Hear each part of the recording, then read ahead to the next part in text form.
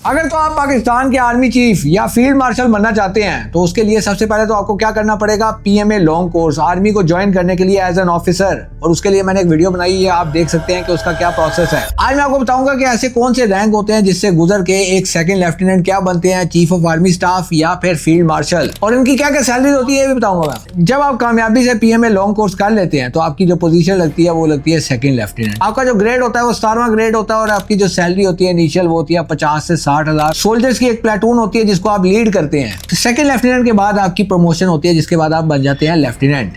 इसको लेफ्टिनेंट भी कहते हैं, कुछ सेक्शंस में हम लेफ्टिनेंट ही कहेंगे। इसके बाद आपकी जो सैलरी इंक्रीज होती है वो होती है 65 से 70 हजार। और उसके बाद आपके अंडर आ जाती हैं प्लेटून्स जिसमें कितने सोल्जर होते हैं, 30 से 50 सोल्जर्स। इसके बाद प्रमोशन होती है और आप बन जाते हैं कैप्टन। और कैप्टन की क्या सैलरी होती है, तकरीबन 1 लाख से 1,30,000 हजार। और क्या कमांड करते हैं ये, कंपनीज को कमांड करते हैं। कंपनीज के अंदर 100 से 200 सोल्जर्स होते हैं। कैप्टन के बाद प्रमोशन होती है तो क्या बन जाते हैं, मेजर बन जाते हैं। और इनकी सैलरी कितनी होती है, 1,40,000 से 1,70,000 होती है। और उसके बाद प्रमोशन होती है तो क्या बनते हैं, लेफ्टिनेंट कर्नल। और उनकी जो सैलरी होती है तकरीबन 1,80,000 से 2,10,000 होती है। और जैसे जैसे आपका रैंक बढ़ता है ना, आपके अंडर जो सोल्जर्स होते हैं जिनको आप कमांड कर रहे होते हैं उनकी तादाद बहुत ज्यादा बढ़ जाती है। और उसके बाद क्या होता है, आपकी प्रमोशन होती है, आप कर्नल बनते हैं। आपकी सैलरी कितनी हो जाती है, 2,20,000 से 2,60,000। फिर आप बनते हैं ब्रिगेडियर और आपकी सैलरी हो जाती है 2,70,000 से 3,10,000। और आपका साथ साथ ग्रेड भी इंक्रीज होता रहता है। यहाँ पे आपका ग्रेड हो जाता है 20।